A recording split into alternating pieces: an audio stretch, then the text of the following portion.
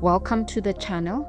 I teach CAT Computer Application Technology for grade 10 to 12, where we break down past exam papers so you can understand how questions are asked and how to answer them effectively.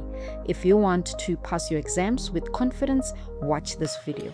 We are doing the November 2022 question paper and we are now doing question 3 spreadsheet. Before we start answering our questions, let's look at the instructions provided. The first one says use formula or functions for all calculations in spreadsheet. So in this instance, you cannot just type your answers manually. You need to use Excel, functions, and formulas. Number 2 says use absolute reference only when necessary to ensure that formulas are correct when you copy it to other cells in spreadsheet. So absolute cell reference is making use of $signs and you use it when it is needed. Insert formula or functions in such a manner that the correct results will still be obtained even if values are changed in existing data.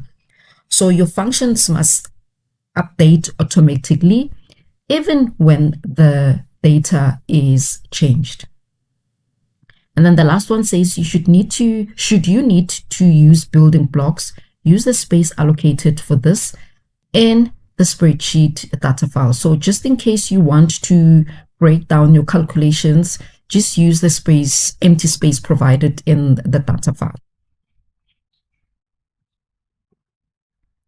I have divided my screen into two. On the left hand side, we have the data file that they say we must open, which is the 3 tourist spreadsheet. And on the right hand side, I have the question paper. Question 3.1 says, format cell A3 to appear exactly the same as cell A19.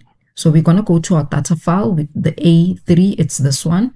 And then they say we need to format it exactly as A19. So we're going to select A19 and then we're going to go to our home tab inside clipboard. We're going to select the format painter and then we're going to click on A3. As you can see now, it is selected exactly or formatted exactly as the A19. Question 3.2 says format cell A4 to G4 to display as shown below, the example that they have provided to us. So we are going to go to A4 and select A4 to G4, and then we're going to go to the home tab, alignment group, and then we're going to change select the middle align to appear exactly as the example that they have given us. As you can see, it is the same. Question 3.3 says 8 job opportunities were created for every 100,000 that tourists spend on accommodation. We need to insert a formula in cell B18 to determine the number of jobs that were created in 2020. And then afterwards, we round off the answer to the next whole number. So just to break down the question, it says 8 jobs are created for every 100,000 spent. And then we need to calculate the jobs created in 2020. So we're using this table. And then the formula must be entered in cell B18 here. And then the answer must be rounded to the whole number. So the key here, it is to use the total spending to do our calculations. And the question specifically says the next whole number, so which means we're using the round up. Let's do our calculation. We're going to say equal sign, round up. A bracket will be placed and then we're going to put in another bracket. And then we're going to select our B17, the total spending. We're going to divide it by 100,000. Then we're going to close our bracket and then we're going to times it by the 8 jobs. And then afterwards, we're going to put in a 0 because we don't want any, we want 0 decimal places. Then we're going to close our bracket and then we're going to press enter. So this is how we do the calculation like this. Question 3.4 says, the monthly total in column G is calculated by adding the amount in each column, which is column B to F.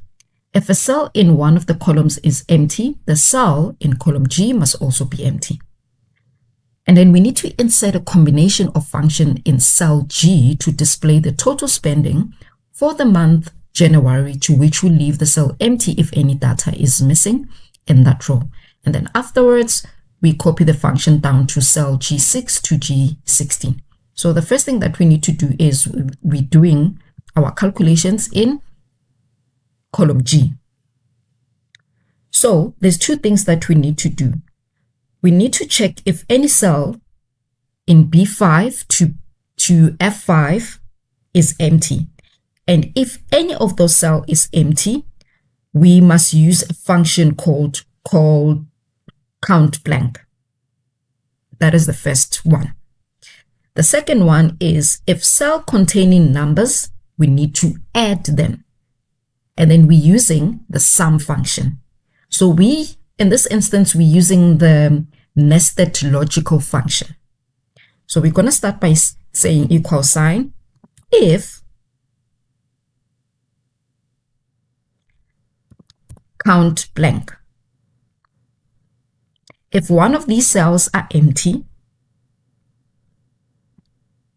which is these ranges, we close it, greater than 0 if they are empty, then in G5, it needs to be also empty. Then we put in the semicolon. And then if there's numbers, we need to calculate them using a sum. Then we close the bracket and then we close it again. Then we press enter. As you can see, the reason why there's a total here, it is because all the cells here, there's data. And then let's see if here it's going to be in our G7, is it going to be empty because now F7 is empty. Let's see. As you can see, G7 is empty. G8 is also empty because of D8 that is empty. Question 3.5 says, apply conditional formatting to cell F20 to F31 to format the cells with the blue fill color when the amount for shopping in particular month in 2021 is greater than the amount of shopping in the same month in 2020. So conditional formatting is an Excel feature that automatically changes the appearance of a cell. So think of it like telling Excel if this value meets a certain condition, highlight it. So to do that, we are going to be focusing on 2021 table, and we are going to select the F column. Then we're going to go to inside styles group, conditional formatting. We're going to select a new rule. And then we're going to use a formula to determine which cells to format. The reason for that, because the rule we need cannot be created using the built-in option. And then you see where it says format value, where this formula is true, we're gonna put in information there. We're going to say equal sign if F20 is greater than F5. And then we're going to format, click format. We're going to click where it says fill, and then we're going to select any blue color here, and then we're going to say OK, and then we're going to say OK. So when we look at the column in the 2021, as you can see, January, it says 2795. Let's just look at the first four numbers and see if it's greater than the 2020 January. As you can see, it's greater. February, it says 1306. And then February as well in 2020 is 830. That is why these ones are selected, because they are greater than the 2020 amounts. Question 3.6 says work in chart worksheet. The graph chart shows a comparison of spending on food and beverages for every month of 2020 and 2021. Modify the graph chart to appear as shown below. And then they say, note, the series values were incorrectly applied for 2021. So now, because now the values or the series were incorrectly applied, we are focusing on the 2021 table. We are fixing that. So to do that, let's go to the chart worksheet.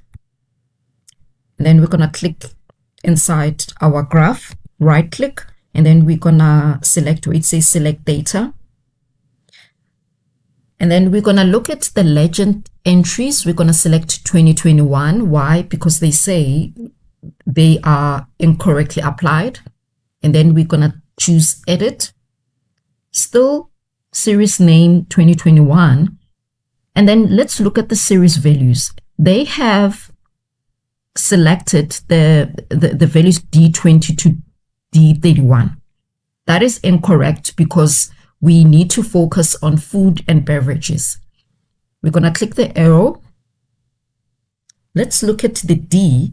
The D is domestic transport, which is incorrect. We need to select the food and beverages column for 2021. So we're going to select that. We're going to click this arrow and then we're going to say OK. And then we're going to say OK. As you can see, our chart looks the same as the one in the question paper.